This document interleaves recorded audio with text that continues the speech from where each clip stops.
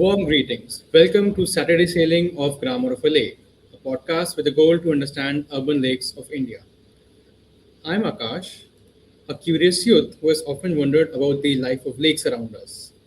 In this series, I'll be speaking with Dr. Mansee Bal Bhargava, who has spent over 3 decades learning, loving, and living the urban lakes. In our conversation, we shall explore and experience our understanding about lakes since they are very much part of our everyday life, whether we realize it or not. Together, we shall co learn and co create how we make knowledge, appreciate, and celebrate the lakes that quietly shape our cities and communities. Without further ado, let's start a conversation on nomenclature of lakes. Dr. Mansi, welcome to the podcast. Thank you so much, Akash, and looking forward. You are Akash and I am Mansee. That itself is a beginning of nomenclature. Let's go about it. Right. So I'll just start with the first question. How Hmm. are lakes named? Yes, it's a very, very interesting way to understand lakes because they have very specific names, especially in the regional context if we look at India. I'll just give some examples to start with. Sar in Sanskrit stands for lakes. Sarovar is basically a shallow lake, again a Sanskrit word. Bauri, a small, usually shallow pond, sometimes man made, sometimes natural. Jheel, large, deep lake. I'm just giving some examples that how the regional nomenclature already defines its ecology, its social connection with the ecology. Kund, pokhar, small pond. Like in my place, Bengal, Pukur, small pond dug by humans, not natural. Talab, Talao, usually a pond, natural or man-made, again, but in different region. You know, giving example, Johar, Jhalara. So now I will also give example where they are called like Johar, Jhalara, Bauri in the Western India, Rajasthan, Tal, Talaiya, shallow, large, small water bodies around Madhya Pradesh, Chhattisgarh. Talao, Talaudi, again, size of the water body. Gujarat, Cheruvu, Andhra Pradesh, Eri, Tamil Nadu. So you can go on and on. Sagar and Samand, very, very interesting words. Very large, deep, humanly constructed water bodies. Mansagar, Jaipur. It's a very large water body and deep as well. Tal, very large spread of water, very shallow. Oxbow Lake, for example. Chandratal. Then we have tanks, the first English word which came with the British rule. Then we have the word lake, which came as a policy word for all the water bodies. So, Mansagar Lake, you know, Bhojtal Lake. So, Bhojtal is in Bhopal. It's a tal, large water body. So, somewhere in the last 1 century, when we started putting these water bodies into one bracket and one identity, we started blurring not only their names but also their ecological social characteristics. So today we stand, and it is as per the government document and scientific work by Reddy and Char, one of the very early documents prepared by scientists from the government organization, where we are at a junction of humanly constructed and natural water bodies, which has reservoirs, ponds, tanks, lakes, wetlands, all put together. If they are in the urbanized setting, they are urban lakes. So there is something very interesting about it when we started nomenclating everything as lakes. I will stop here, but I just gave you the flavor, and let me tell you, these names are innumerable. In fact, I also don't know even more than 50 names, but I am aware that there are many more than 50. I know in my own memory, you know. Hussain Sagar, I'm just giving example from Hyderabad. Hussain Sagar, Sarur Nagar, Cheruvu. In the same city, you have different names. Mir Alam Tank, because there's a dam, small short dam. These are all three water bodies in Hyderabad.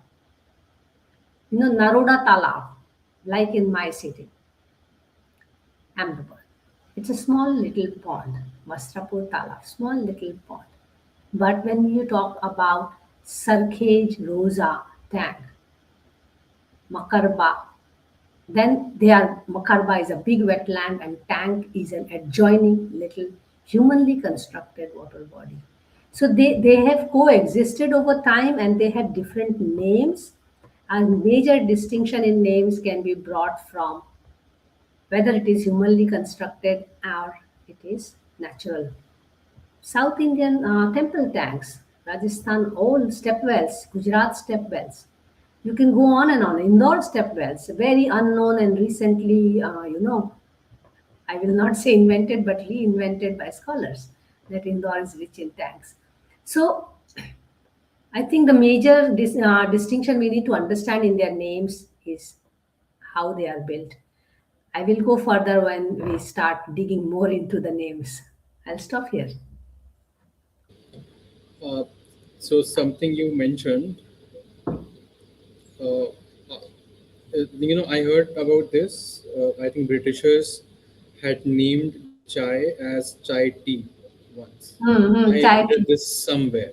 Huh. So when you say Sarovar Lake, Ramsar Sarovar Lake, we have added something which is sort of redundant.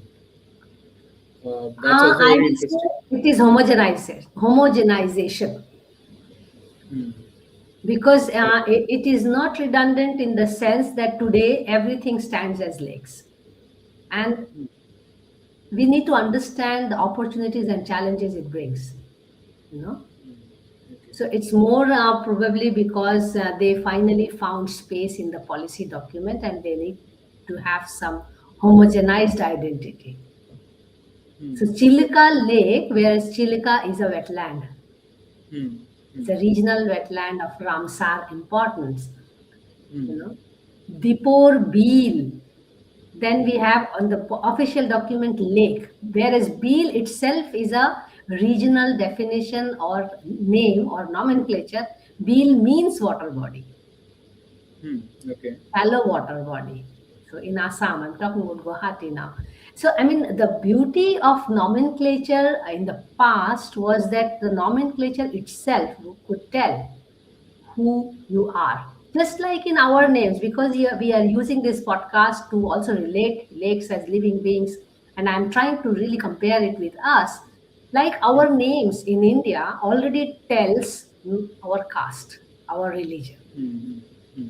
Yeah. So in water bodies case, unfortunately, some people are using the communal angle in water bodies as well, but keeping it, away from that discussion, even the name of the lake, Hmm. because I am also now normalized with the word lake for everything, but I would Hmm. like to highlight it because in the regional names, the name already had an identity of what kind of water body it is. If you remember when I Yeah. was talking about the birth of the lake, because the Hmm. birth of the lake itself decides its nature of the lake. Likewise, Hmm. the birth also had its relation with the naming of the lakes. Hmm.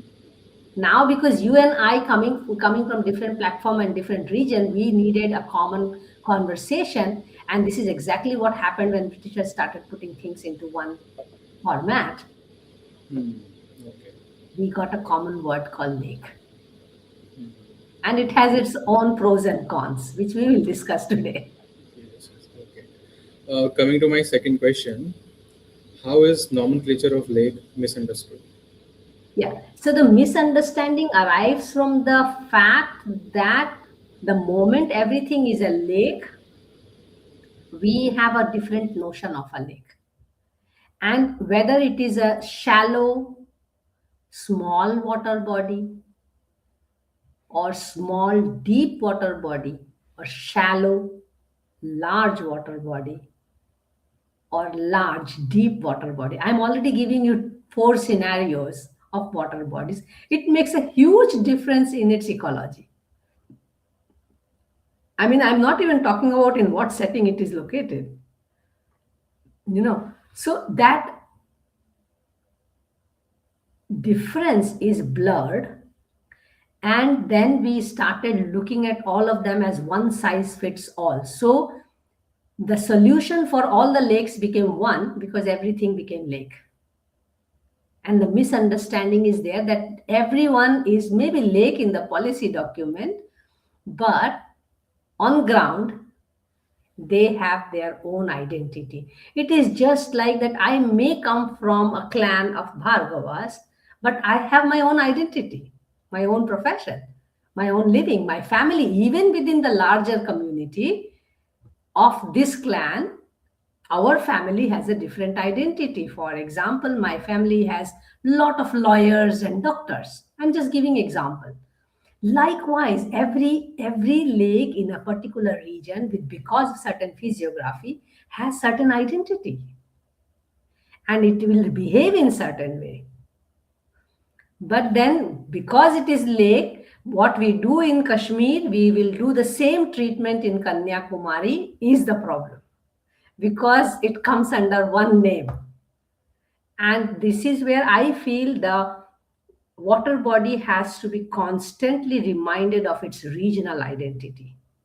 Even if I understand we require one policy document, fine, but it should not completely deduct its regional identity, because regional identity is not only social, it is ecological identity.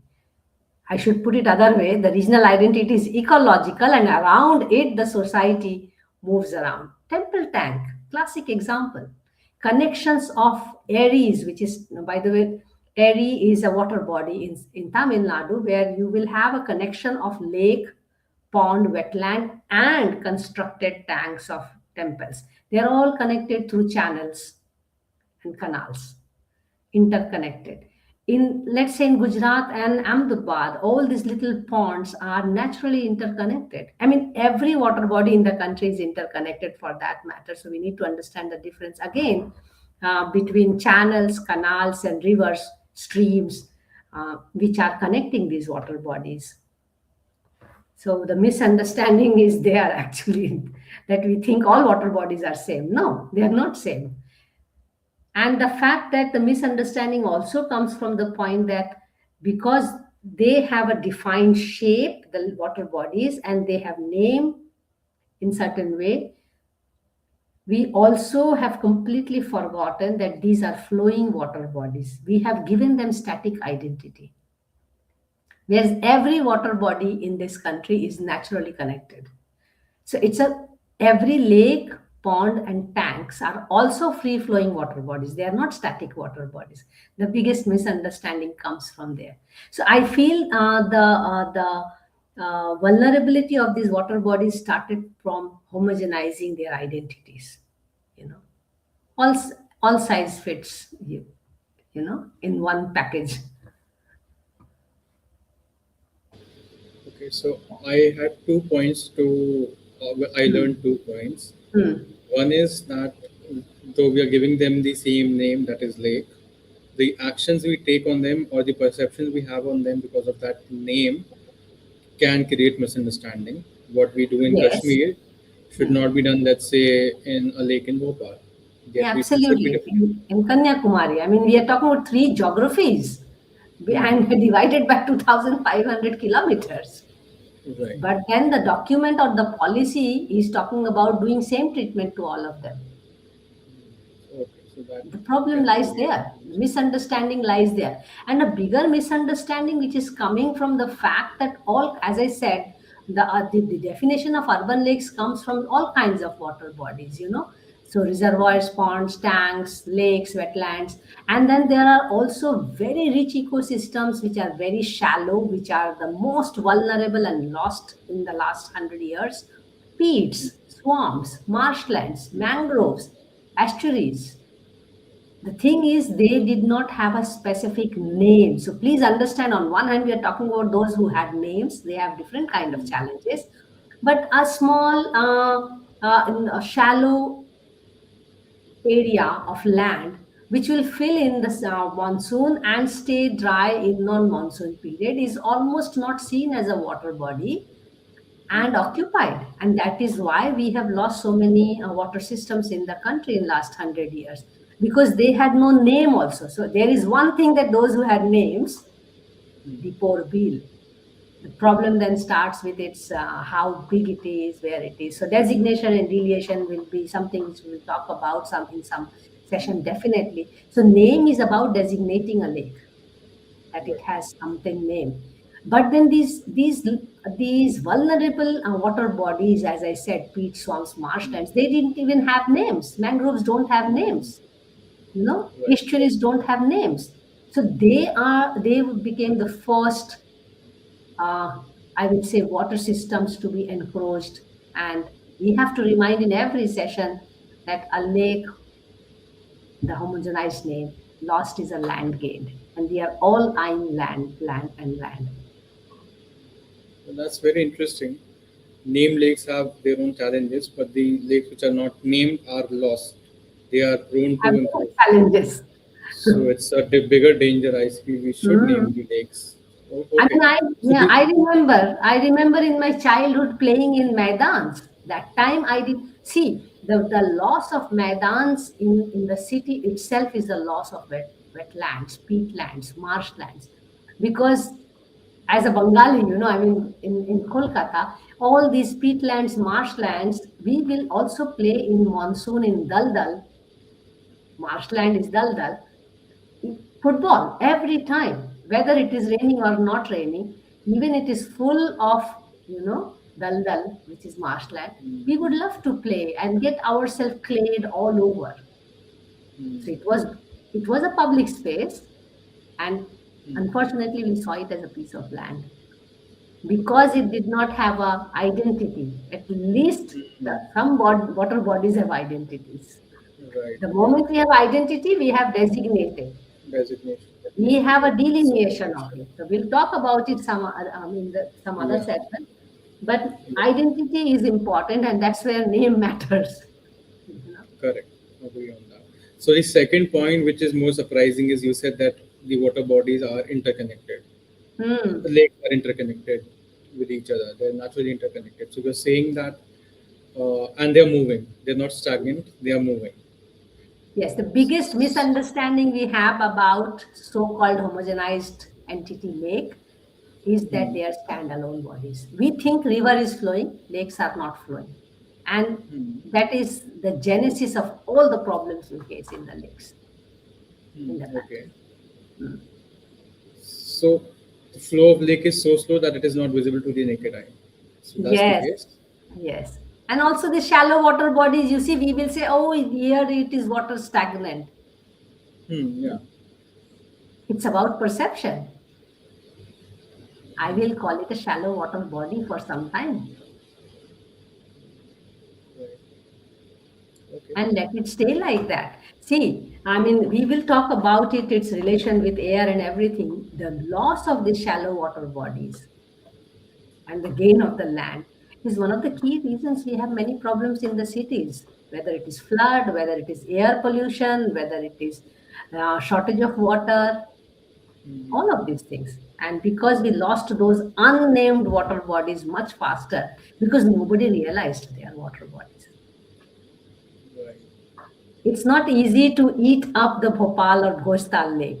We eat them up slowly from the boundaries, because there is a water body visible and it has a name, Bhojtal, made by King Bhoj. And Tal means large water body.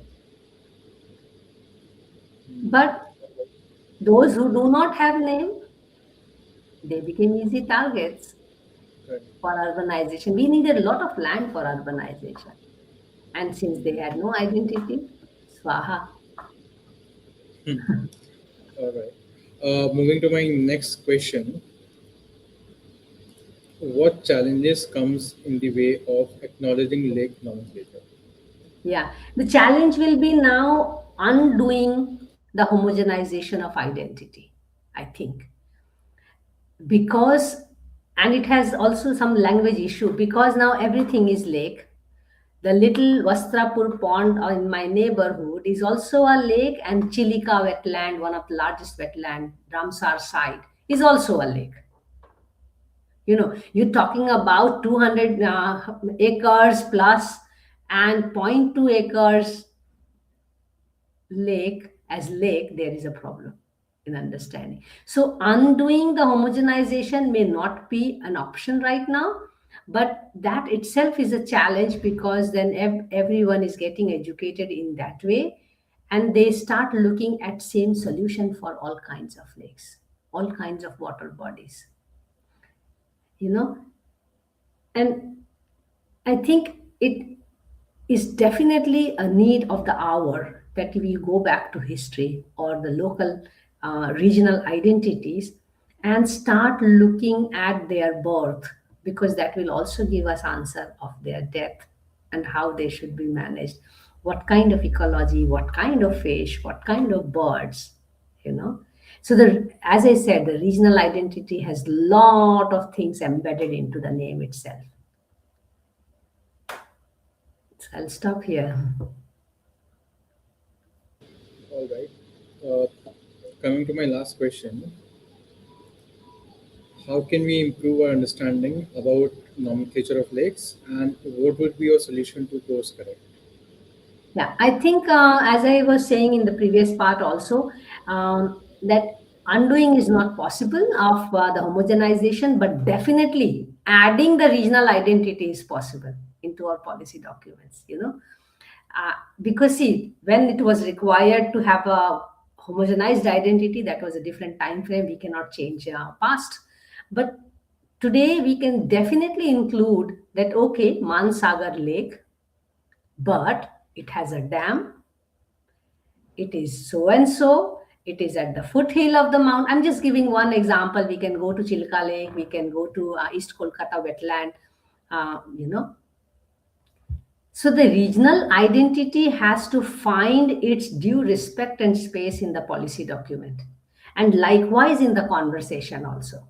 So we have to actually start going back to their names and define those names, what it means to be Sar or Sarovar. Nal Sarovar in Ahmedabad.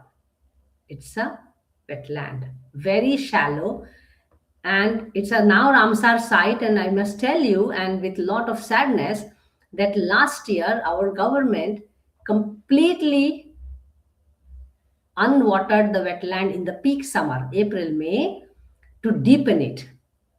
So huge wetland, you are trying to deepen it, basically trying to convert it into a lake. Nal Sarovar Lake. You see how because the word lake comes at the end, the word Sarovar is already losing its identity, and I have problem with that. I mean, I personally do not like my own name to be named. I like to be called as water. But I know the importance of name in this country, where we have so much polarization over religion, over caste, over everything. So for us, if name matters, I think for lakes also names should matter. I mean, on top of it, we are Indian. So calling lake is like calling all of us Indian. That's fine. We are Indian, but then we have our own identity. I come from this region, that region, I follow this religion, I eat this, I have these cultures, festivals. Likewise, every lake has to be seen in that light, and we have to appreciate their regional identities, regional ecology, regional sociology, regional festivals, and work around it. Not that every lake should have a chowpatty or a promenade, and they have to be concrete, have to be poured in, because so today at this moment in India we are following Kankaria Lake development model, which is in Ahmedabad, unfortunately in my city. But fortunately, the unfortunate part is that it is the model, but the fortunate part is that the Kankaria Lake was built in for a very different purpose, as a water tank, not expected to have ecological life, but importantly, the size of the tank was one part of it, to hold water, fresh water. and there was forest all around it, even more than 25 times the area, so that fresh water can come into the tank. But now you forget the whole forest and you take the model of a tank, which is stone lined pond, and you want to do it for all the water bodies in the country. That's a wrong thing. So Kankaria tank also became Kankaria lake now. So I think we need to go back to the historical evidences of these water bodies. That will be, I mean, name is just something which we are discussing today, but name has an origin, you know. So the historical evidence should be seen as a fundamental point to start discussing about what needs to be done with this water body. Maybe we can also even get into carbon dating. Why not? Even if it is a very short lived 400, 500 years old water body, or maybe since antiquity, which is possible. And these kind of techniques are still not used in water bodies. And I feel bad for it, because then we are missing a serious history of those water bodies, and we are just doing one size fits all. And that one size fits all, unfortunately, comes from the colonization of water bodies, you know. So I think we, I mean, I'm just putting some heavy words here, but decolonizing or going back to the history of these water bodies will be the way forward. And it is possible. So I'm not saying just change stop using the word lake, because I have also internalized that word, but then I'm conscious about it, that actually a word lake has no meaning. What kind of water body it is has more meaning, and that will come from its regional names, you know. Let me stop here. And these are doable. These are definitely doable, because we have people who have worked and lived their lives over lakes. It's just about to matter how we write the policy documents and how we give identity to things, you know. And unfortunately, lake education is still not happening. We have, I think, hardly two institutes in the country where you get education on lakes. One is in Dehradun, and I don't know if that center is still active or not in Shivnadar, but they have something.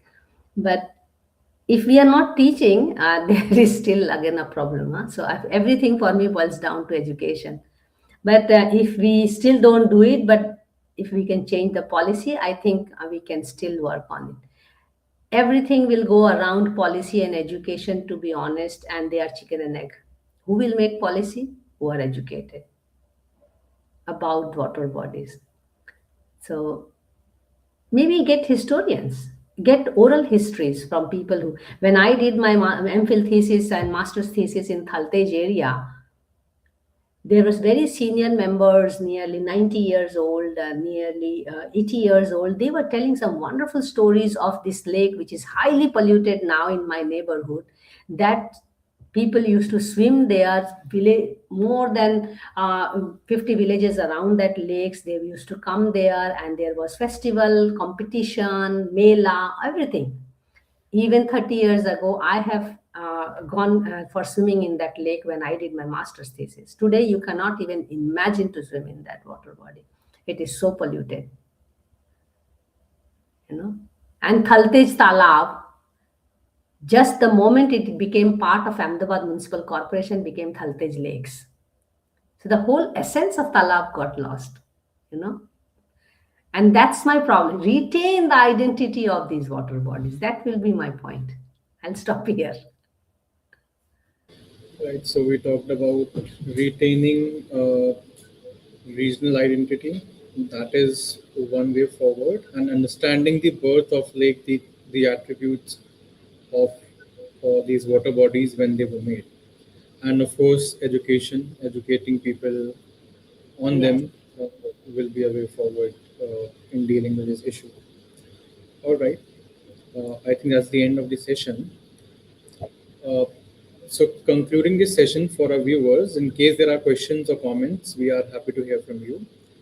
You may find Grammar for Lake session at our YouTube channel, V for Water, and on our website, www.w4w.in, along with many conversations dedicated to water, since we believe water conversation are way towards water conservation.